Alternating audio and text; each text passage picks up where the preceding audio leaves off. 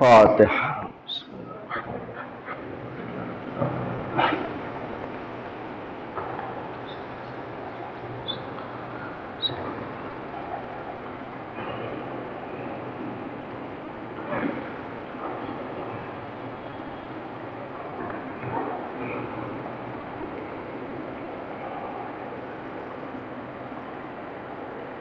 ماشاء اللہ لا حول ولا قوة الا باللہ العلی العظیم.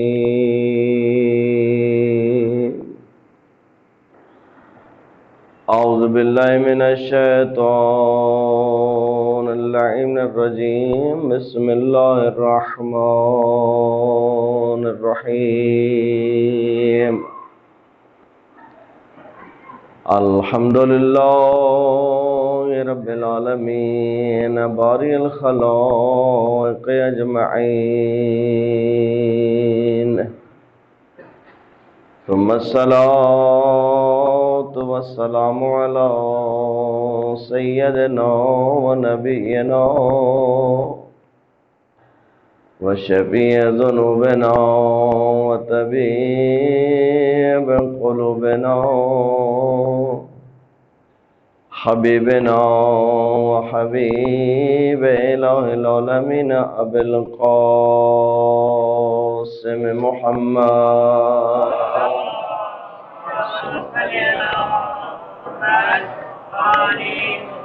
وعلى آل بیت الطیبین الطاہرین المعصومین المنتجبین المنتخبین،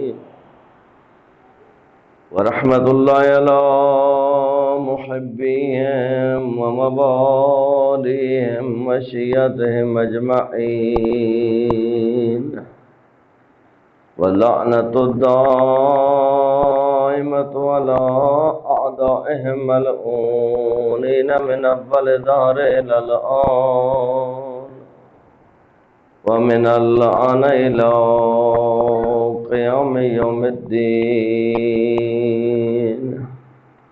اما بعد فقد قال الحکیم فی محکم کتابہ وقول الحق وهو أصدق القائلين. بسم الله الرحمن الرحيم. يا أيها الذين آمنوا بلند صلوات صلی اللہ محمد. خداوند کریم اپنی دعا اور عبادات کو اپنی بارگاہ میں قبول فرمائے، جو پریشان المومن کی پریشانیوں کو دور فرمائے. جن مومنین نے دعائیں ذمہ لگائیں ان کی دعائیں اپنی بارگاہ میں مستجاب فرمائے. آقا اور مولا امام علیہ السلام کا جلد ظہور فرمائے. آقا کے قدموں میں جام شہادت کی سعادت نصیب فرمائے. اربعین کے جلوس جہاں جہاں بھی ہیں ان سب کی خصوصی حفاظت فرمائے، شر شیاطین سے محفوظ فرمائے. اپنی دعا اور عبادات کی قبولیت کے لیے مل کر بآواز بلند صلوات صلی علی محمد آل محمد. عزیزان گرامی، قرآن کریم کی جس آیت شریفہ کو آپ کی خدمت میں تلاوت کیا، یا ایہا الذین آمنوا، اے صاحبان ایمان، آمنو، ایمان لے کر آؤ. یہ عجیب مرحلہ فکر ہے کہ خداوند کریم خطاب بھی ایمان سے کر رہا ہے اور دعوت بھی ایمان کی دے رہا ہے. یا ایہا الذین آمنوا، اے صاحبان ایمان، آمنو، ایمان لے کر آؤ. اس کا مطلب ہے کہ ایمان ابتدائی ہوتا ہے اور پھر ایمان کے درجات ہوتے ہیں. اللہ ان درجات کی طرف انسان کو متوجہ کر رہا ہے کہ انسان تجھے اس نچلے درجے کے ایمان کے لیے میں نے خلق نہیں کیا ہے، معمولی ایمان کے لیے تجھے خلق نہیں کیا ہے. جس طرح دنیا کے معاملات میں ہمیشہ قناعت پہ گزارا نہیں ہوتا، قناعت نہیں کرتے. کبھی ایسا ہوا کہ کسی کے پاس 1,00,000 روپے ہو جائے، وہ کہ بس اب کافی ہیں، دوسرے لاکھ کی فکر نہیں ہو، 2 ہو جائے تو تیسرے کی فکر نہیں ہو، 3 ہو تو چوتھے کی فکر نہیں ہو؟ نہیں، انسان دنیا میں آگے ہی بڑھنا چاہتا ہے. اللہ فرماتا ہے جس طرح دنیا میں تمہیں آگے بڑھنے کی فکر ہے، دنیا بھی ایک سیر ہے، دنیا بھی ایک ترقی ہے، لیکن وہ جتنی بھی ترقی ہو جائے اس کو تمہیں یہاں چھوڑ کے ہی جانا ہے. تم کچھ بھی ساتھ لے کے جانے کی پوزیشن میں نہیں ہوگے. جتنا دل کمال ہو، آخر تمہیں چھوڑ کے اس کو دنیا میں ہی جانا ہے. اگر کسی نیک مقصد میں تمہارے بعد خرچ ہوتا رہا تو وہ تمہیں وہاں کام آئے گا، وَإِلَّا وبال جان بن جائے گا. کہ اکثر کے لیے مال وبال جان بنتا ہے. کماتے تم ہو، عیاشیاں دوسرے کرتے ہیں، اور حساب تمہیں اس دنیا میں جا کے دینا ہے. کمایا تم نے ہے. آل بیت علیہ السلام نے زندگیوں میں جس چیز کی طرف ہمیں توجہ دلائی، دیکھیں آج شب اربعین ہے. اس وقت پوری دنیا چاہے اس کو دکھائے یا نہ دکھائے، لیکن سب کا فوکس اس وقت کربلا کا اربعین ہے. ساری دنیا اس طرف دیکھ رہی ہے کہ یہ کیا ہو رہا ہے. اور یہ جتنے بھی یعنی اس حد تک خوف زدہ ہو چکے ہیں کہ اب پاکستان میں مختلف علاقوں میں جو کربلا کی مشی کی طرح مشی 2 سالوں سے 3 سالوں سے شروع ہوئی ہے، اب کیونکہ اس میں بڑھاوا ہو گیا، بڑھنا شروع ہو گئی. آج صبح میں دیکھ رہا تھا کہ چکوال کے علاقے میں لاکھوں کی تعداد میں لوگ 25 کلومیٹر کا سفر طے کر کے، چکوال سے بکھاری کلاں 25 کلومیٹر ہے. بکھاری کلاں میں جو ہے وہ ایک روضہ ہے جو شبیہ روضہ حضرت عباس علمدار علیہ السلام ہے. اللہم صلی علی محمد وآل محمد. وہ مومن تو یہاں ظاہراً کراچی میں ہیں، خان بیگ صاحب، لیکن انہوں نے وہاں پہ اپنے علاقے میں مولا کی شبیہ بنائی ہے. ان سے کسی مولانا نے پوچھا کہ آپ نے اس پہ کتنا خرچ کیا؟ تو کہا کہ جب دینے والوں نے حساب سے نہیں دیا تو ہم نے لگاتوں بھی حساب نہیں کیا. کتنا لگایا کچھ پتہ نہیں ہے، کروڑوں میں خرچ ہوا اس پہ. اب یہ مشی اور یہ سلسلہ بڑھ رہا ہے. اس حد تک خوف زدہ ہے کہ کچھ لوگوں کو خرید کے میسج چلوا دیے کہ آیت اللہ سستانی اور حافظ بشیر صاحب کا فتویٰ ہے کہ مشی کا جو حکم ہے روایات میں وہ فقط نجف سے کربلا کا ہے، لہذا دیگر مقامات مشی جائز نہیں ہے. ایک آدمی بول رہا ہے، نہ کوئی سند، نہ کوئی حوالہ، نہ کوئی بات. وہ میسج اتنا وائرل ہوا کہ کچھ علماء نے ہمیں بھیجا کہ مولانا یہ کیا ہو رہا ہے. میں نے فوراً جو ہے آیت اللہ سستانی کے دفتر میسج کیا، انہوں نے کہا نہیں کوئی ایسی بات نہیں ہے، کوئی ایسی بات نہیں ہے. اور آج صبح جو ہے وہ آیت اللہ حافظ بشیر صاحب کی طرف سے باقاعدہ ریٹرن میں ان کا فتویٰ میں نے اپنے فیس بک پیج پہ لگایا اس کو. انہوں نے کہا کہ نہیں کوئی ایسی ممانعت نہیں ہے، بلکہ ثواب ہے. ہاں وہ ثواب جو اس مشی کا ہے اس ثواب کو یہاں پہ نہیں دیکھا جا سکتا، لیکن آیا مشی کی جا سکتی ہے؟ نہیں، مشی کرنے میں کیا مشکل ہے، اس میں کیا حرج ہے؟ یہ ایسے ہی ہے جیسے آپ چل کے مسجد میں آ رہے ہیں، ایسے ہی جیسے آپ چل کے امام بارگاہ میں آ رہے ہیں. آیا امام بارگاہ سے امام بارگاہ کے چل کے جانے کے لیے کوئی خاص حکم چاہیے؟ نہیں. دشمن اس چلنے سے پریشان ہے کہ یہ اگر چیزیں بڑھتی ہیں تو ان کے کنٹرول میں آنے والی نہیں ہیں. جس طرح وہاں کے اربعین کے واسطے پریشان ہے کہ آپ اس کی تاریخ کو اٹھا کے دیکھیں ان چیزوں کو سمجھیں. ایران کے ایک بہت مشہور اسکالر ہیں، میں نے خود ان کی گفتگو سنی. وہ کہتے ہیں کہ تقریباً اس وقت جس وقت اربعین کی تعداد، اربعین میں لوگوں کی تعداد مشی میں 2 کروڑ ہوتی تھی، کہ اب تو وہ بہت اوپر جا چکی ہے. کہ اس سال جس سال 2 کروڑ لوگ کربلا کے اندر مشی کے لیے پہنچے تھے، کہا میں بھی تھا وہاں پر. اور اس مشی کے بعد مجھے جو ہے وہ کسی باہر ملک میں جا کے درس دینے تھے، لیکچر دینے تھے. بہت بڑے پروفیسر ہیں وہ. رحیم پور ازغدی، اگر کچھ لوگ جو فارسی آشنا ہے وہ ان کے نام سے بھی آشنا ہے، بہت بڑا نام ہے ایران کے اندر۔ کہا یہاں سے ہم فارغ ہوئے، کہا کہ عجیب منظر ہم نے وہاں پہ دیکھے، عجیب منظر دیکھے ہم نے۔ کہا ایک جگہ سے ہم جا رہے تھے تو حالانکہ ایرانی مزاجن بہت چائے کے شوقین ہیں، بہت چائے پیتے ہیں، وہ بار بار چائے پیتے ہیں۔ آپ اگر ان کی گاڑیوں میں سفر کریں تو ان کا ڈرائیور جو ہے وہ تقریباً سفر میں چائے پیتا وہ آپ کو نظر آئے گا۔ اس کے باوجود کتنے چائے کے شوقین ہیں، کہتا ہے کہ ہم چلے، کافی جوان تھے میرے ساتھ، ایک آدمی نے ہمیں روکا کہ آپ آئیں ہمارے پاس کھانا کھائیں۔ کہا نہیں، ہمیں کھانے کی تو بالکل بھی طلب نہیں ہے۔ کہا کہ چائے پینے کا نہیں، چائے بھی ہم بہت پی کے آئے ہیں۔ کہا اس نے اتنا اصرار کیا لیکن ہم اس سے معذرت کر رہے تھے، اور جتنی ہم معذرت کر رہے تھے اتنا اس کا اصرار بڑھ رہا تھا۔ کہا وہ ایک بزرگ سا آدمی تھا اور اس کے ساتھ 3-4 اس کے لڑکے کھڑے تھے۔ کہا جب ان کو یقین ہو گیا کہ یہ چائے نہیں پیئیں گے میرے پاس، تو اس نے ایسے گریہ کرنا شروع کیا کہ کبھی ہم نے اور آپ نے زندگی میں مجلس میں اتنا گریہ نہیں کیا ہوگا۔ زار زار گریہ کرنا شروع کیا۔ کہا کہ ہم پریشان ہو گئے کہ یا اللہ یہ کیا ماجرا۔ کہا کہ نہیں، ہم چائے پیئیں گے، ٹھیک ہے ہم چلتے ہیں آپ کے ساتھ۔ کہا اندر گئے ہم، کہا اس نے چائے لائی۔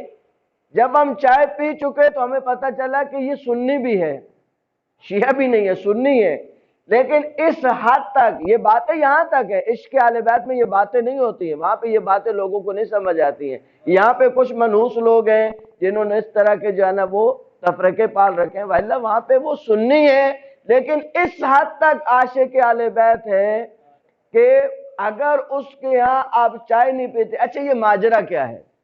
یہ لوگ اتنے اصرار کیوں کرتے ہیں؟ ٹھیک ہے اپنے دیں، خالی خالی نہیں کھائی نہیں کھائی، اصرار کیوں ہے اتنا؟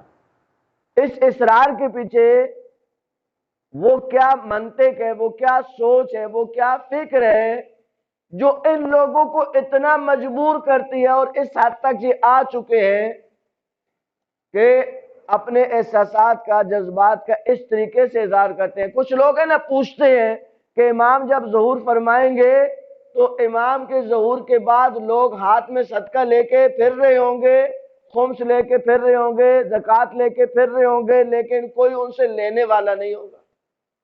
لوگ کہتے ہیں یہ زمانہ کیسے آ سکتا ہے کہ ایک ایسا زمانہ ہے کہ لوگوں کے پاس پیسہ ہو، وہ ہاتھ میں پیسہ لے کے پھر رہا ہے، نہ اس کو مستحق خمس مل رہا ہے، نہ اس کو مستحق زکوٰۃ مل رہا ہے، نہ اس کو مستحق صدقہ مل رہا ہے۔ لوگ کہتے ہیں کہ یہ کیسے ہو سکتا ہے؟ ہاں یہ دیکھنا ہے تو کربلا میں جا کے دیکھو کہ لوگ کھانا لے کے پھر رہے ہیں، کھانے والا نہیں ملتا ہے اس کو۔ یہ بھی آپ کے سامنے ہے، جا کے دیکھ کے آ جاؤ، کوئی دور کی بات تھوڑی ہے۔ ہالینڈ کی حکومت نے باقاعدہ آفیشلی اپنا ایک گروپ بھیجا اور انہوں نے کہا کہ اتنے بڑے کراؤڈ میں 2 چیزوں کو مینٹین رکھنا کسی کے بس میں نہیں ہوتا، کسی کے بس میں نہیں۔ 2 چیزیں اتنے بڑے کراؤڈ میں۔ ابھی دیکھیں کل اربعین ہوگا ہمارا، وہاں دیکھیے گا کیونکہ یہاں ہمارے انتظامات نہیں ہوتے، تو جب جلوس ختم ہوتا ہے تو رستے میں ہر جگہ پہ آپ کو پفا کے وہ کاغذ اور فلاں چیزوں کے کاغذ، وہ بعد میں صفائی ہو جاتی ہے، لیکن یہاں کتنی تعداد ہوگی؟ لاکھوں میں ہوگی، کروڑوں میں تو نہیں ہے۔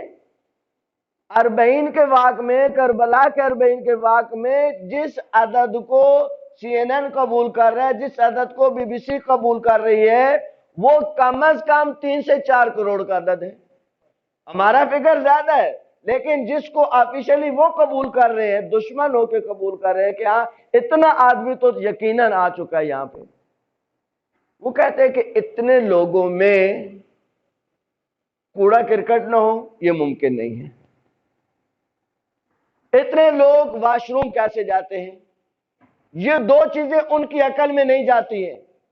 انہوں نے باقاعدہ اپنی ٹیمیں بھیجی ہیں کہ آپ جا کے سروے کریں کہ کیا ہوتا ہے۔ وہ آ کے ڈھونڈ ڈھونڈ کے تھک گئے، انہوں نے یہ سمجھ آتی تھی کہ لوگ کب واش روم جاتے ہیں، انہوں نے یہ سمجھ آتی کہ کوڑا کرکٹ کہاں جاتا ہے۔ آپ جس نگاہ سے آپ آئے ہیں، آپ کی نگاہ وہ ہے مادی نگاہ ہے۔ جذبہ کیا ہوتا ہے، محبت کیا ہوتی ہے، عشق کیا ہوتا ہے۔ دیکھیں عربوں میں تمام خوبیوں کے باوجود یہ قتل و غارت کے واقعات، ایک دوسرے کو مار دینا، وہ چلتا ہے، ہر جگہ چلتا ہے۔ کہتے ہیں کہ دو موقع، یہ خود پاکستانی کا واقعہ ہے، وہ کہتے ہیں کہ میں نے ایک موقف میں لکھوایا کہ فلاں دن میں آپ کے موقف میں آ کے رکوں گا، کہا کہ دو موقف جڑے ہوئے تھے، دونوں نے میرا نام لکھ لیا، ادھر والے نے بھی اور ادھر والے نے بھی۔ میں ایک آدمی ہوں یا چار آدمی تو ہم تو ایک ہی جگہ رکیں گے نا۔ کہا کہ ہم اپنے مخصوص ٹائم پہ وہاں پہنچے، وہ دونوں انتظار کر رہے ہمارا۔ جب ہم پہنچے تو وہ کھینچے ہمارے اپنی طرف اور دوسرے کھینچے اپنی طرف۔ انہوں نے کہا بھائی دیکھو ہم ایک جگہ رہ سکتے ہیں۔ کہا کہ ان کے اندر تکرار بہت بڑھ گئی، وہ کہ نہیں میرا مہمان ہے، وہ کہ نہیں میرا مہمان ہے۔ جب بہت تکرار بڑھی تو ایک موقع والے نے کہا دیکھو ہمارا آپس میں عدالت میں کیس لگا ہوا ہے، ہم مقتول والے ہیں اور تم قاتل والے ہو، ہم اپنے بیٹے کا قتل تمہیں معاف کرتے ہیں، ہم کیس واپس لے لیں گے اگر یہ زوار تم ہمارے حوالے کر دو۔ یہ کیا چیز ہے عزیزو؟ یہ کوئی معمولی باتیں نہیں ہیں۔ ان باتوں کو شیئر بھی کریں اور خود سوچیں اس کے اوپر کہ آقا کی محبت انسان کے دل میں کیا کر جاتی ہے کہ انسان اپنے جوان کا قتل معاف کرنے کو تیار ہوتا ہے۔ حسین کی محبت بہت عجیب چیز ہے، یہ لوگ نہیں سمجھتے ان باتوں کو۔ یہی رحیم پور ازغدی کہتے ہیں کہ آپ اس مشی کے اندر عجیب عجیب مناظر دیکھیں گے، کہا یا انسان تنہا ہوتا ہے یا انسان اجتماع میں ہوتا ہے۔ ابھی آپ اکٹھے بیٹھے ہیں، آپ سب مل کے بیٹھے ہیں، اس کو اجتماع کہتے ہیں۔ اس ساتھ والے کمرے میں کوئی اکیلا بیٹھا ہو، اس کی کیفیت اور ہوگی، آپ سب کی کیفیت اور ہے۔ اس اجتماع میں ایک انسان اپنے اوپر تنہائی کی کیفیت طاری کرے، بیٹھو اجتماع میں اور اس کی کیفیت تنہا ایک انسان جیسی ہو، یہ عام طور پہ کسی کی عقل میں نہیں آتا کہ انسان ہو اجتماع کے اندر، لیکن اجتماع کے اندر رہتے ہوئے وہ اپنے آپ کو تنہا کر لے، یہ عام طور پہ انسان کی سمجھ میں نہیں آتا ہے۔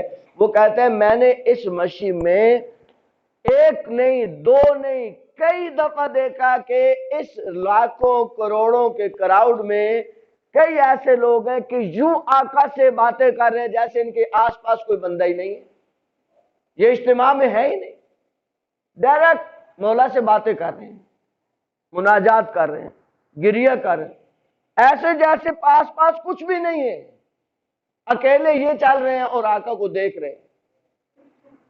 کہ اتنے بڑے کراؤڈ میں بعض اوقات اخلاقی مسائل پیش آتے ہیں، کہ ہم نے آج تک ہمیں رپورٹ نہیں ہوا کہ اتنے بڑے کراؤڈ میں جوان بچی ہیں، جوان بچے ہیں، ایک اخلاقی شکایت نہیں آتی۔ یہ کم چیزیں نہیں ہیں، ان کو آپ کاؤنٹ کریں۔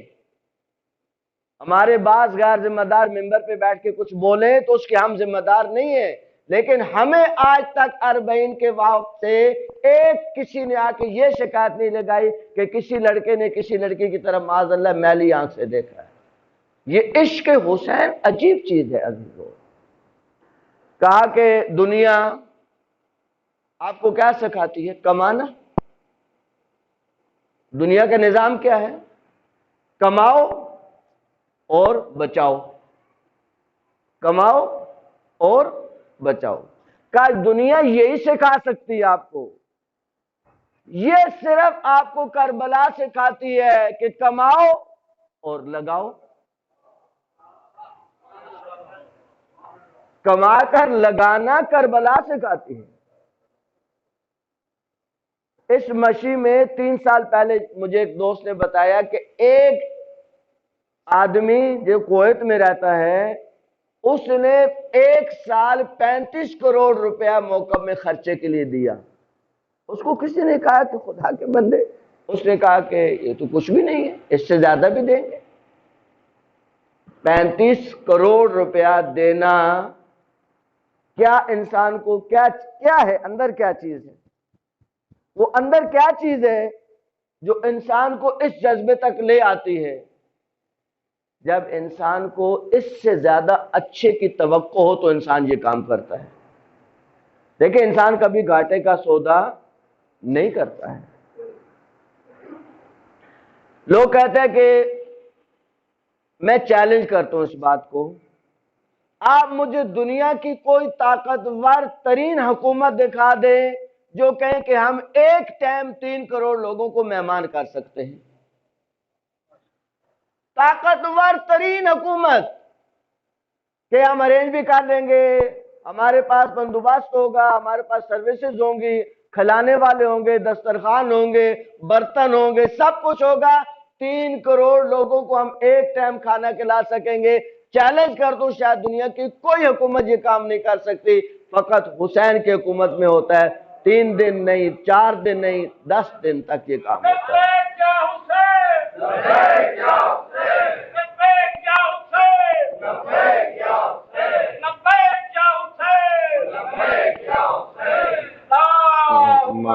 صلی اللہ محمد زندہ باد مرد آباد.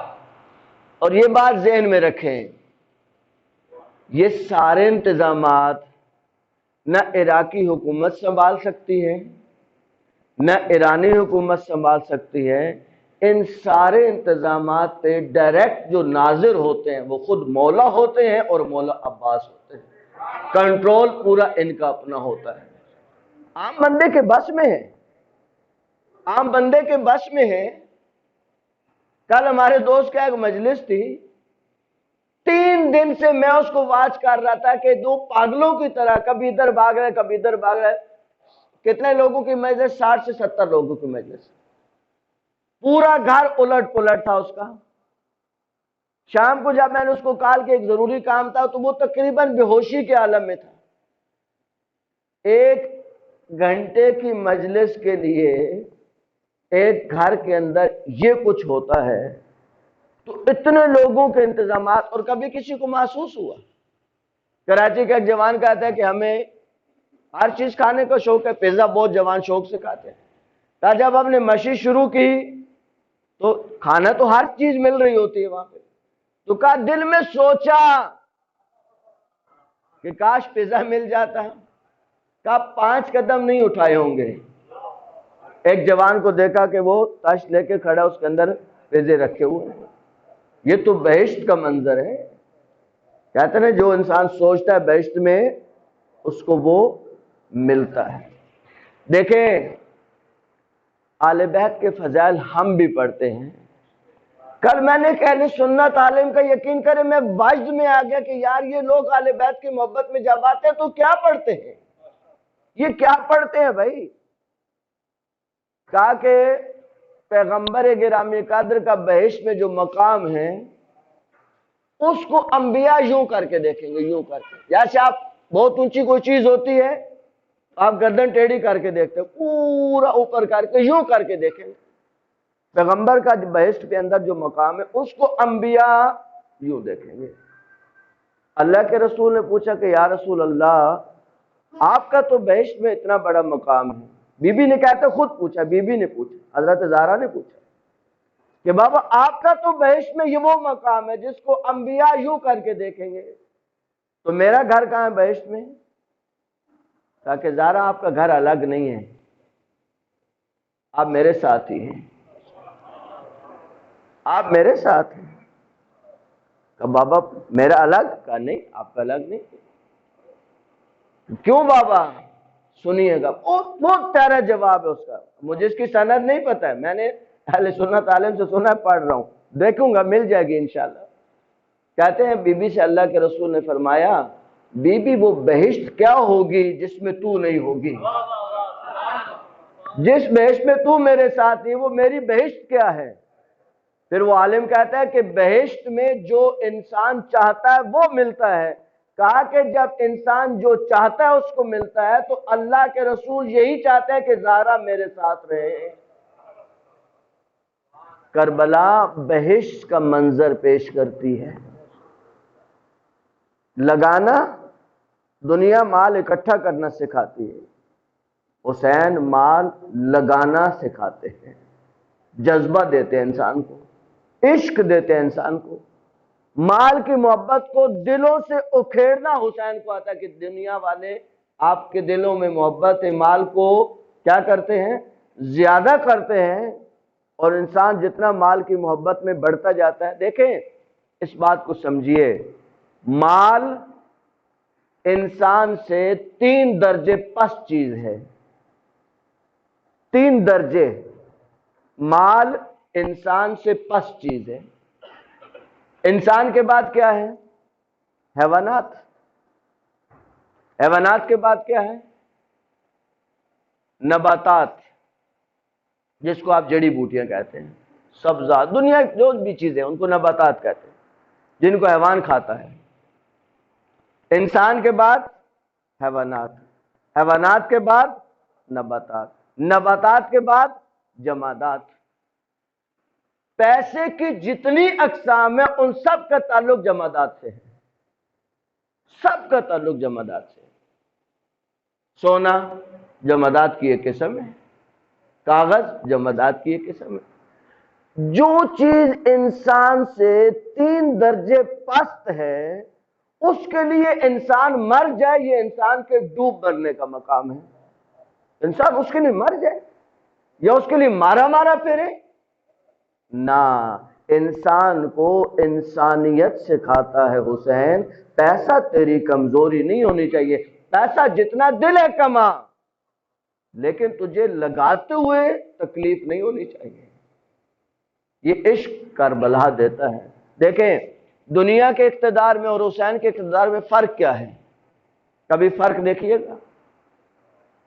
دنیا کا جو بادشاہ ہے وہ کروڑوں خرچ کرتا ہے اور یہ چاہتا ہے کہ آیا اتنا خرچ کرنے کے بعد لوگ مجھ سے خوش ہیں یا نہیں۔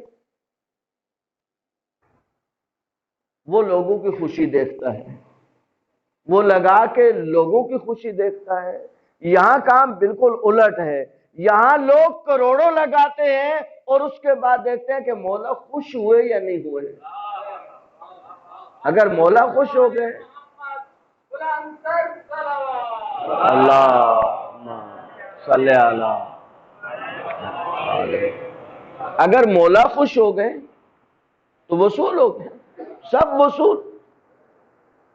یہ ایرانی عالم کہتے ہیں کہ میں اس مشی کے بعد، انہوں نے تقریباً اس مشی سے 40 نکات نکالے اور وہ اتنے ویلڈ پوائنٹ تھے کہ مجھے بہت اچھا لگا۔ میں نے ان کو بیٹھ کے اردو میں لکھا، میرے پاس PDF میں ہے، جو بھی دوست پڑھنا چاہے بعد میں مجھ سے لے لے اور پڑھے بیٹھ کر ان کو۔ بہت ایک ایک پوائنٹ ہے سمجھنے کا، اخلاقی پوائنٹ، تربیتی پوائنٹ، معاشرتی پوائنٹ، مالیاتی پوائنٹ، کیا کیا اس وقت کے اندر ہو رہا ہے۔ کہتے ہیں کہ دنیا کہتی ہے کہ مہدی کی حکومت کیسی ہوگی، کہا کہ کربلا کے دیکھ لو تمہیں سمجھ آ جائے گی امام کی حکومت کیا ہوگی۔ حسین اپنے بیٹے کی حکومت کا منظر پیش کر رہے ہیں کہ اگر دنیا والوں سمجھنا چاہتے ہو کہ میرے بیٹے کی حکومت کیسی ہوگی تو آؤ کربلا کے اندر آ کے دیکھو کہ جیسے ہم حکومت کرتے ہیں ایسے ہمارا بیٹا بھی حکومت کرے گا۔ کربلا کی یہ مشی، یہ جا کے ملے گی ظہور امام کے ساتھ، یہی مشی، یہ مشی اس وقت دنیا کو بیدار کر رہی ہے، لوگوں میں شعور پیدا کر رہی ہے۔ دنیا والے نہیں چاہتے لیکن نہ چاہنے کے باوجود بھی لوگوں میں شعور بیدار ہو رہا ہے، لوگ دیکھ رہے ہیں۔ وہ ایرانی عالم کہتے ہیں کہ میں اس مشی کے بعد گیا اور میرے ساتھ جن لوگوں کی سیٹنگ تھی، اسٹوڈنٹ کے علاوہ کچھ بڑے بڑے پروفیسر تھے، دنیا جان کے پروفیسر۔ کہا کہ جب ہم بیٹھے تو میں نے ان کو مشی کی رپورٹ دی کہ میں ایک ایسی جگہ پہ آ رہا ہوں جہاں پہ 2 کروڑ لوگ تھے۔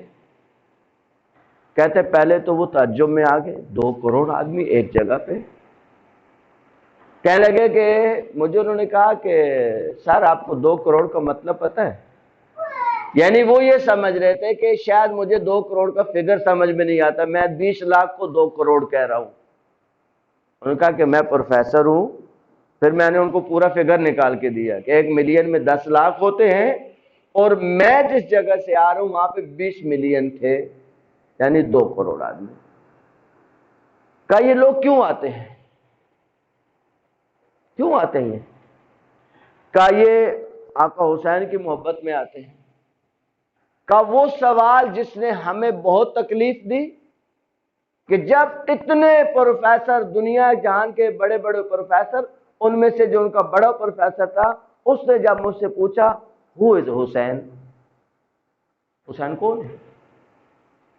کہا ہمیں ان سے گفتگو کے بعد اندازہ ہوا کہ شاید وہ یہ سمجھ رہے تھے کہ چند وہ لوگ جن کو صدام نے مار دیا تھا ان میں کوئی حسین نامی شخص تھا، لوگ اس کی وجہ سے یہاں اکٹھے ہوتے. کہا نا، یہ آپ کی غلط سوچ ہے.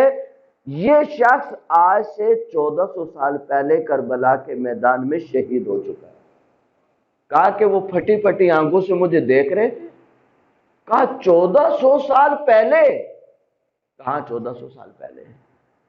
کہا اور تو وہ کچھ نہیں کہہ سکے، لیکن بالآخر پڑھے لکھے لوگ تھے، سمجھدار لوگ تھے. کہا کہ اتنا ہمیں سمجھ آ گیا ہے کہ اگر یہ شخص 1400 سال پہلے شہید ہو چکا ہے تو کوئی دنیا کی طاقت اس کے نظریے کو ختم نہیں کر سکتی.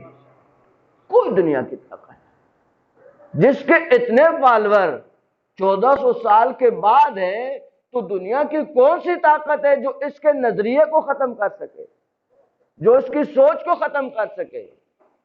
اور یہ بات حقیقت پہ مبنی عزیزوں. آج شعور جس بلندی پہ جا رہا ہے، میں اپنے جوان عزیزوں سے دستبستہ اپیل کرتا ہوں، دیکھیں آپ آل بیت علیہ السلام کے عاشق ہیں، اللہ آپ کے اس عشق میں، محبت میں اضافہ فرمائے، لیکن اس عشق اور اس محبت کو اچھی نالج کے ساتھ، اچھی معلومات کے ساتھ، اچھی معرفت کے ساتھ، اچھے علماء کے پاس بیٹھے، معلومات اکٹھی کرے. جتنی آپ کے پاس معلومات آئیں گی، جتنا علم آئے گا اہل بیت علیہ السلام کے متعلق.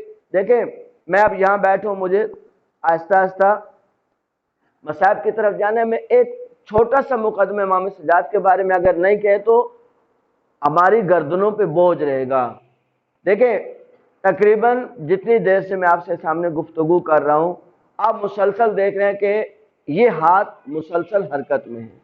کبھی یہ حرکت میں آئے گا، کبھی دوسرا ہاتھ حرکت میں آئے گا، کبھی گردن ادھر جاتی ہے، کبھی گردن ادھر جاتی ہے. یہ خطابت کے اصولوں میں بھی شامل ہے اور خطابت کے تقاضوں میں بھی شامل ہے. انسان کا ہاتھ بھی ہلتا ہے، بعض اوقات پاؤں ہلتے ہیں، بعض اوقات گردن ہلتی ہے. آپ دنیا میں کوئی ایسا خطیب دکھائیں کہ جو ہاتھ بھی نہ ہلا سکے، جو گردن بھی نہ ہلا سکے، جو پاؤں بھی نہ ہلا سکے، اور گفتگو ایسی کرے کہ یزید پلید کی حکومت کا تختہ الٹ جائے. دیکھیں امام سجاد علیہ السلام نے جب یزید پلید سے کہا کہ مجھے کچھ کہنا ہے، مجھے کچھ بولنا ہے، یزید پلید نے منع کیا، کہا کہ نہیں. اب جو لوگ بیٹھے تھے وہاں پہ، انہوں نے کہا کہ کیا مسئلہ ہے تمہیں، کیا پرابلم ہے تمہیں؟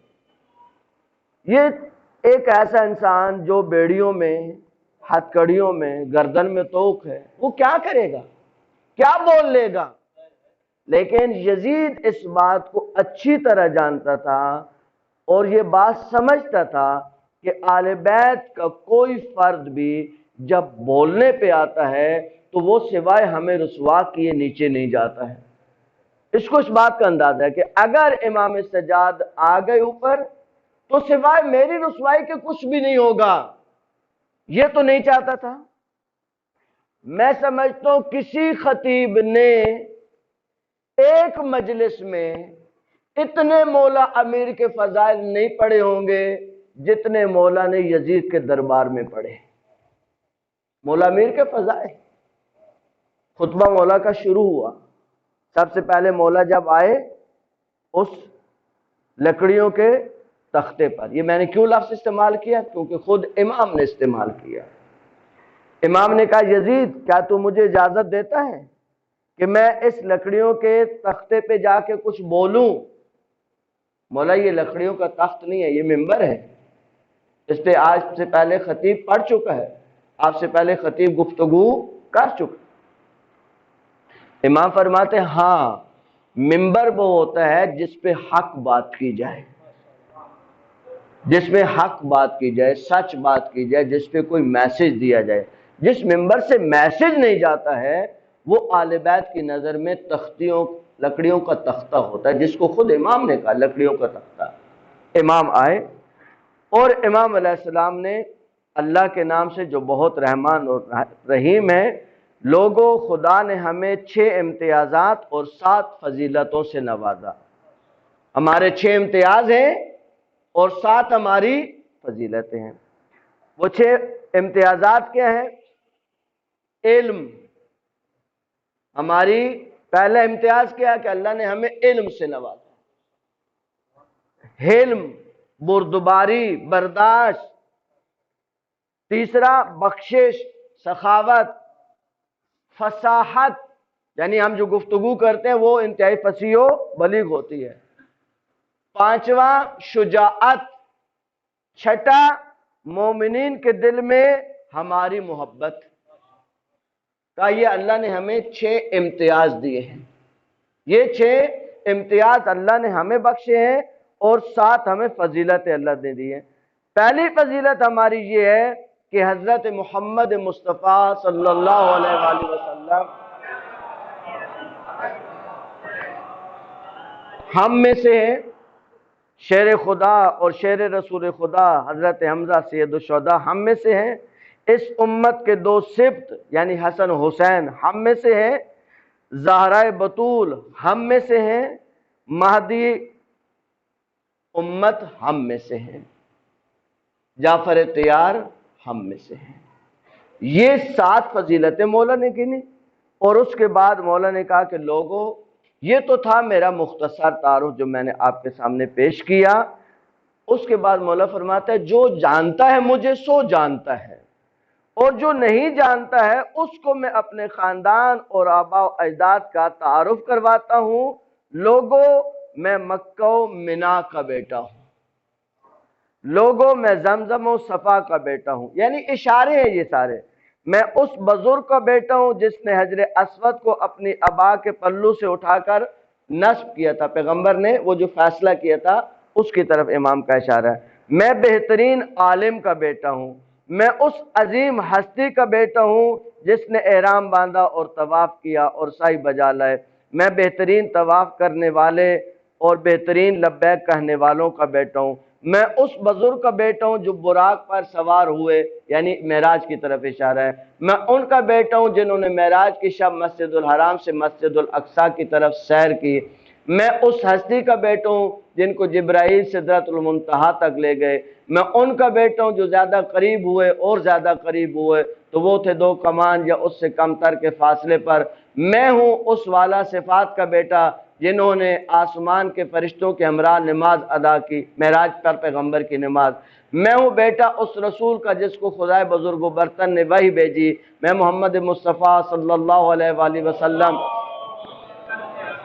اللہم صلی اللہ محمد اور علی مرتضیٰ کا بیٹا ہوں۔ میں اس شخصیت کا بیٹا ہوں جس نے مشرکین اور اللہ کے نافرمانوں کی ناک خاک میں رگڑی، حتیٰ کہ کفار و مشرکین نے کلمہ توحید کا اقرار کیا۔ میں اس عظیم مجاہد کا بیٹا ہوں جنہوں نے رسول اللہ صلی اللہ علیہ وسلم کے سامنے اور آپ کے رکاب میں 2 تلواروں 2 نیزوں سے جہاد کیا۔ مولا کی اس تلوار کی طرف اشارہ جو 2 رخوں والی تھی، اور 2 بار ہجرت کی اور 2 بار رسول اللہ صلی اللہ علیہ وسلم کے ہاتھ پر بیعت کی۔ بدر و حنین میں کفار کے خلاف شجاعانہ جہاد کیا اور لمحہ بھر بھی کفر نہیں برتا۔ میں اس پیشوا کا بیٹا ہوں جو مومنین میں سب سے زیادہ نیک اور صالح، انبیاء علیہ السلام کے وارث، ملحدین کا قلع کما کرنے والے، مسلمانوں کے امیر، مجاہدوں کے روشن چراغ، عبادت کرنے والوں کی زینت، خوف خدا سے گریہ و بکا کرنے والوں کے تاج، اور سب سے زیادہ صبر و استقامت کرنے والے، اور آل یاسین یعنی آل محمد میں سب سے زیادہ قیام و عبادت کرنے والے۔ میرے دادا امیر المومنین وہ ہیں جن کو جبرائیل کی تائید و حمایت اور میکائیل کی مدد و نصرت حاصل ہے۔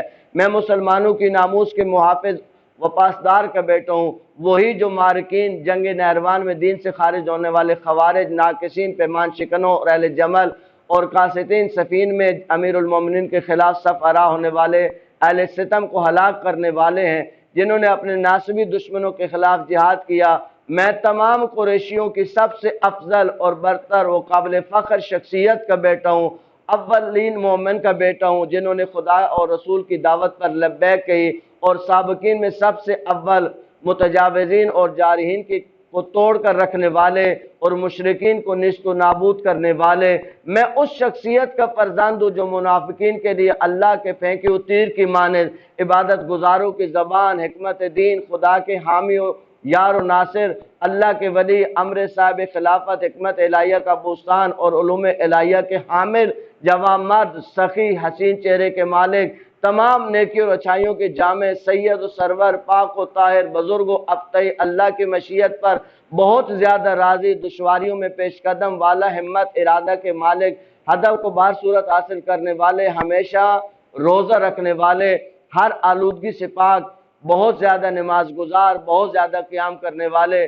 عزیزان گرامی، میں نے بہت تیزی سے پڑھا کیونکہ وقت کے دامن میں گنجائش نہیں۔ یہ تو مولا کے وہ فضائل ہے جو مولا سجاد نے یزید کے دربار میں پڑھے ہیں۔ اس لسٹ کے اوپر جو میں نے آپ کی خدمت میں عرض کی ہے، اگر کسی میں ہمت ہو، ایک نہیں 10 اشرے پڑھ سکتا ہے۔ مولا سجاد نے اس مختصر سے خطبے میں وہ کچھ بیان کر دیا ہے، صرف انسان کو ہمت چاہیے اور کوشش کریں اپنے جوانوں کو ان چیزوں سے آشنا کریں۔ دیکھیں عزیز، بی بی زینب کا خطبہ پڑھیں، امام سجاد کا خطبہ پڑھیں، کوفہ والا بھی پڑھیں، شام والا بھی پڑھیں، بیویوں کے خطبے پڑھیں، آپ کو اندازہ ہو کہ کیا جہاد ہوا، کیا کوششیں ہوئیں، کیا محنتیں ہوئیں، یہ پیغام آپ تک پہنچا کیسے۔ دیکھیں تاریخ اسلام کے 2 بڑے واقعات ہیں، ایک غدیر اور ایک واقع کربلا۔ آج کربلا کو کوئی نہیں بھول پاتا۔ کربلا کا واقعہ اتنا دنیا میں پھیل گیا کہ دشمن پوری کوشش کے باوجود، فرق کیا ہوا؟ جبکہ واقع غدیر کے آئی وٹنس 1,20,000 ہیں اور وہ واقعہ معمولی جگہ پہ نہیں ہوا، حج کے موقع پہ ہوا۔ ساری دنیا سے لوگ آئے ہوئے، ساری دنیا کے لوگوں نے سنا کہ اللہ کے رسول نے کیا اعلان کیا۔ لیکن آج غدیر کو وہ رونق ہے جو عاشورہ کو ہے، جبکہ عاشور کا واقعہ جنگل میں ہوا، آدھے دن کا واقعہ، آدھے دن کا واقعہ۔ لیکن اس آدھے دن کے واقعے کو لوگوں کے دماغوں میں کس نے ڈالا؟ کون شخصیت ہے؟ کس کا معجزہ ہے یہ؟ دیکھیں بی بی زینب جب خطبہ دے رہی تھی تو کہتے ہیں کہ دربار کے اندر جو کیفیت ہے وہ لفظوں میں بیان نہیں کی جا سکتی۔ کیا روب تھا بی بی کا، حتیٰ کہ وہ ایک صحابی جس نے دوسرے سے پوچھا کہ میرے مولا کو دنیا سے گئے تو بہت وقت ہو چکا ہے، کیونکہ اس کو نظر نہیں آتا تھا، کہا کہ میرے مولا تو عرصہ ہو گیا دنیا سے رخصت ہو گئے، تو کیا قیامت آ گئی ہے؟ کہا کیا ہوا؟ کہا میں علی کی آواز سن رہا ہوں۔ یعنی بی بی کے لہجے میں اتنا مولا علی کے لہجے کی جھلک تھی کہ وہ صحابی سمجھ نہیں سکا کہ علی بول رہے ہیں یا زینب بول رہی ہیں۔ عزیزو، ان خطبوں نے، ان جذبوں نے، اس جہاد نے، بی بی کی بے پناہ کوششوں نے ہمیں کربلا سے آشنا کیا ہے۔ ہمیں ان بی بی کی عظمت سے، ان ہستیوں کی عظمت سے بھی آشنا ہونا ہے، ہمیں سمجھنا ہے۔ دیکھیں آپ اور میں گریہ کب کرتے ہیں؟ مجلس ہو، چند جملے خطیب پڑھے، ہمارے دل پہ چوٹ لگے، پھر ہماری آنکھوں میں آنسو آتے ہیں۔ ہر آنکھ میں بھی آنسو نہیں آتا ہے۔ ان آنسوؤں کی قدر کو جانیں عزیزوں، ان آنسوؤں کی بہت قیمت ہے۔ ہماری آنکھوں میں جو 4 آنسو نکل آتے ہیں نا عزیزوں، یہ ان آنسوؤں کا صدقہ ہے جو سجاد کی آنکھوں سے کبھی رکتے نہیں تھے۔ امام سجاد کا گریہ دیکھیں ہمارے لیے مجلس کا ماحول بنانا پڑتا ہے. آقا سجاد جہاں جاتے تھے ماحول بن جاتا تھا. اگر بازار چلے آتے تو کہتے ہیں قصاب فوراً اپنے حیوانوں کے جسم کے اوپر کپڑا ڈال دیتے ہیں، گوشت کے اوپر کپڑا ڈال دیتے ہیں. ایک دفعہ آقا اچانک آئے اور قصاب متوجہ نہیں تھا اور اس نے اپنے گوشت پہ کپڑا نہیں ڈالا. آقا سجاد کی نظر پڑی. آقا اس سے پوچھا کہ اے قصاب یہ بتا اس حیوان کو ذبح کیا، آیا اس کو پانی پلایا تو؟ کہتے ہیں آقا میں مسلمان ہوں اور مجھے آپ کے نانا کی شریعت کا علم ہے، مجھے پتا ہے کہ پانی پلانا ہوتا ہے. آقا ہم ایک دفعہ نہیں 3 دفعہ حیوان کے سامنے پانی رکھتے ہیں. عزیزو بس اتنا کہنا تھا. آقا کا رخ کربلا کی طرف پھرا اور کہا میرا غریب بابا اور میرا مظلوم بابا، حیوانوں کو تو پانی پلا کے ذبح کیا جاتا ہے، میرا بابا تجھے پیاسا ذبح کیا گیا.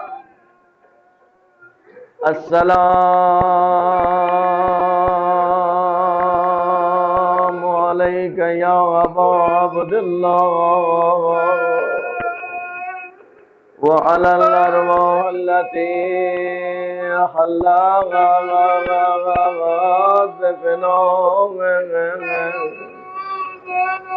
علیک منی سلام اللہ ابدا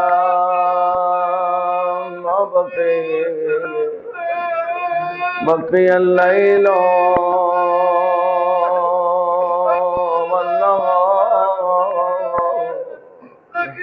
ولا جعل الله آخر اللحظ مني لزيارتكم.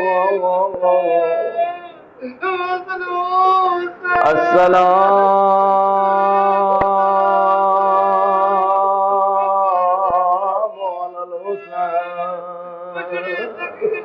وعلى علي ابن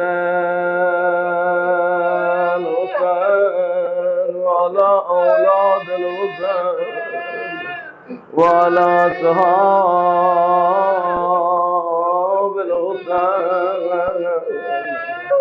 اے عزیزوں، آقا سجاد کے خطبوں نے اتنا زیادہ اثر کیا، یزید ملعون پریشان ہو گیا. یزید ملعون نے آقا سجاد کو اپنے دربار میں بلایا. آقا سجاد رات کا وقت ہے، سپاہی بلانے کے لیے آیا. بی بی زینب کہتی ہیں سجاد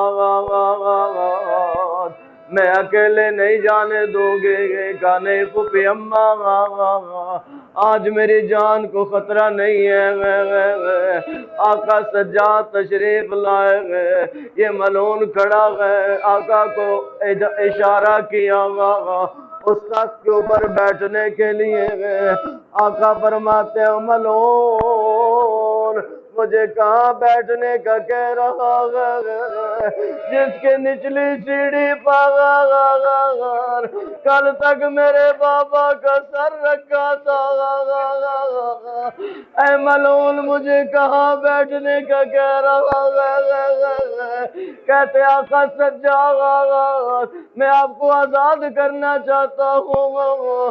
آقا فرماتے ہیں میں کوئی فیصلہ پھوپھی کے بغیر نہیں کرتا، میں جا کے پوچھوں گا اپنی پھوپھی سے، جو پھوپھی کا فیصلہ ہوگا. آقا سجاد واپس آئے گئے. کہا پھوپھی اماں یزید پلید کہتا ہے میں آپ کو آزاد کرنا چاہتا ہوں. بی بی کہتی ہے سجاد میری کچھ شرطیں ہیں. عزیزو شرطیں وہ رکھتا ہے جو فاتح ہوتا ہے. فاتح شاہ بی بی نے شرطیں رکھی گئی. آقا سجاد میری پہلی شرط یہ ہے ہمیں ایک گھر دیا جائے جس میں جی بھر کے میں حسین کا ماتم کروں گا، حسین کی مجلس کروں گا. میں جب سے کربلا سے چلی حسین حسین کا ماتم نہیں کر سکی، حسین کی مجلس نہیں کر سکی، اور دوسری شرط یہ ہے ہمارے تبرکات واپس دیے جائیں گے، اور تیسری شرط یہ ہے ہمارے شہیدوں کے سر بھی واپس لائے جائیں گے۔ آقا سجاد ہے کہ یزید میری پھپھی کی 3 شرطیں ہیں، کہتے جو شرط ہے مجھے قبول ہے، اتنے اس میں پریشر آ چکا زہرا کی بیٹیاں اس قید خانے سے جس میں رات کو دھوپ ہوتی تھی، دن کو دھوپ ہوتی، رات کو سردی پڑ جاتی، اب زہرا کی بیٹیاں گھر میں آئی، شام کی عورتوں کو پتہ چلا جوگ در جوگ عورتیں زینب کو پرسہ دینے بیویاں بیٹھی ہوئی ہیں، کہتے ہیں تبرکات کا سلسلہ شروع ہوا، تبرکات میں سب سے پہلے کہتے ہیں عباس علمدار کا علم آیا، بی بی اٹھی اپنی جگہ سے کہا بیٹا سجاد اس علم کو اس گھر پہ نصب کر دے میں علم کے سائے میں اپنے بھائی کا پرسہ دوں گی عزیزوں کو تبرکات آتے رہے بیویاں وصول کرتی رہی، اب شہداء کے سر آنا شروع ہوئے ایک سر آیا فروا اپنی جگہ سے کھڑی ہو گئی، اور میرا بیٹا قاسم، اور میرا بیٹا قاسم، پھر ایک سر آیا ہم شکل پیغمبر شہزادے علی اکبر کا لیلا اپنی جگہ سے کھڑی ہو گئی، بیٹے کے سر کو چوما عزیزوں، پھر ایک چھوٹا سا سر آیا رباب کھڑی ہو گئی، اور میرا بیٹا اصغر، غریب اصغر، پیاسا اصغر، اجرکم اللہ، اجرکم اللہ عزیزوں، پھر مولا عباس کا سر آیا واہ غربتا واہ حجابا واہ حسینہ، پھر آقا حسین کا سر آیا ایک عجیب کوہرام بپا ہوا عزیزوں، آقا سجاد کو بتایا گیا، آقا سواریاں تیار ہو چکی، آقا باہر تشریف لائے، دیکھا اونٹوں کے اوپر رنگین کپڑے ہیں، آکے پھوپھی اماں کو بتایا پھوپھی اماں سواریاں تیار ہیں، زینب کی نگاہ پڑی کا بیٹا سجاد اس سے کوئی کپڑوں کو تبدیل کرے، کالے کپڑے لگائے، ہم غم زدہ ہیں، کالے محمل سجائے گئے، عزیزوں ساری بیویاں سوار ہو گئی، آقا سجاد نے پوچھا پھوپھی اماں کیا ساری بیویاں سوار ہو گئی؟ ہاں بیٹا ساری بیویاں سوار ہیں، بس ایک مجھے رباب نظر نہیں آ رہی، آقا سجاد کہتے پھوپھی اماں ہائے میرے ساتھ چلے گئے، مجھے پتا ہے رباب کہاں پر ہے، عزیزوں آقا ہے، اور سجاد لے کے آئے زینب کو، دیکھا سکینہ کی قبر کے اوپر، سکینہ کی قبر کے اوپر رباب لیٹی ہوئی ہے اور گریہ کر رہی ہے، بی بی زینب نے اٹھایا، کبھی بھی قافلہ تیار ہے، بی بی ہم آپ کے انتظار کر رہی ہیں، کہتی ہے بہن زینب اللہ نے مجھے 2 اولاد دی، ایک کربلا میں رہ گئی اور ایک شام میں رہ گئی، اے زینب میں جا کے کیا کروں گی؟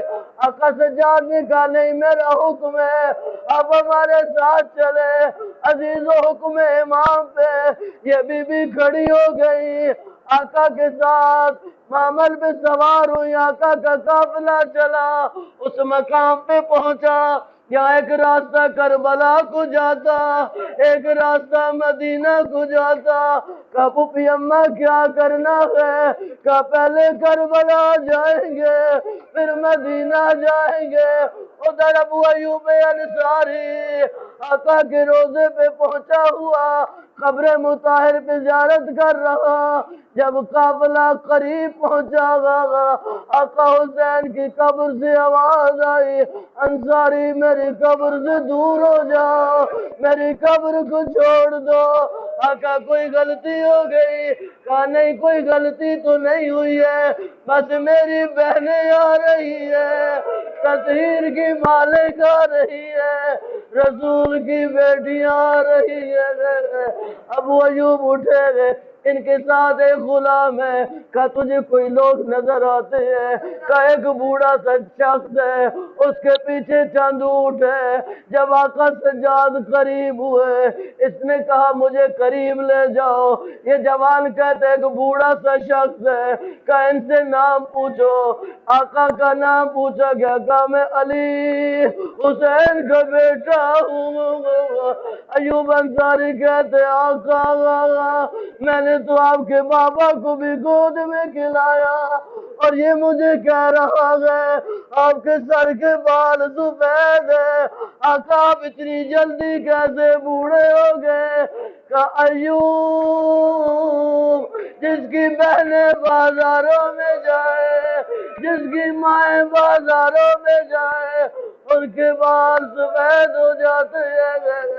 عزیزوں قافلے کربلا اترے گئے، میں وہ منظر تو نہیں بتا سکتا گا، بیویوں کا کیا عالم تھا گا۔ آقا سجاد کو پریشانی ہوئی کوئی بی بی دنیا سے رخصت نہ ہو جائے، پھر قافلے کو تیار کیا گا، پھر ساری بیویاں سوار ہو گئی۔ پھر رباب نے کہا آقا میرا والی بھی یہاں گئے، میرا بچہ بھی یہاں گئے، آقا مجھے اجازت دے دے۔ آقا نے کہا نہیں آپ کو ہمارے ساتھ چلنا ہے۔ عزیزوں جب اونٹ پہ بیٹھنے لگی آقا کو خطاب کیا گا، کہا میرا آقا کبھی چھاؤں نہیں بیٹھوں گی، اے آقا کبھی پانی ٹھنڈا نہیں پیوں گی۔ عزیزوں مدینہ گئے، یہ بی بی جب بھی دھوپ چڑھتی آ کے دھوپ میں بیٹھ جاتی، سارا دن گرم پانی پیتی۔ ایک دن ساری بیویاں اکٹھی ہو گئی، آقا سجاد کی خدمت میں آئی، آقا یہ بیوی آپ کی بات مانتی ہے، آقا انہیں حکم دے یہ چھاؤں میں آ جائے۔ آقا سجاد تشریف لائے گئے، بیوی کو پتہ چل گیا، کربلا کا رخ کیا، کہا میرے آقا میں نے آپ سے وعدہ کیا تھا، اب حکم امام آ گیا، اے مولا کیا ممکن ہے حکم امام پہ بھی عمل ہو جائے اور میرا وعدہ بھی پورا ہو جائے۔ عزیزوں کہتے ایک قدم اٹھایا آدھا جسم دھوپ میں تھا، آدھا جسم چھاؤں میں تھا، زمین کی طرف گری، زینب آگے بڑھی، انا للہ وانا الیہ راجعون۔ ماتم حسین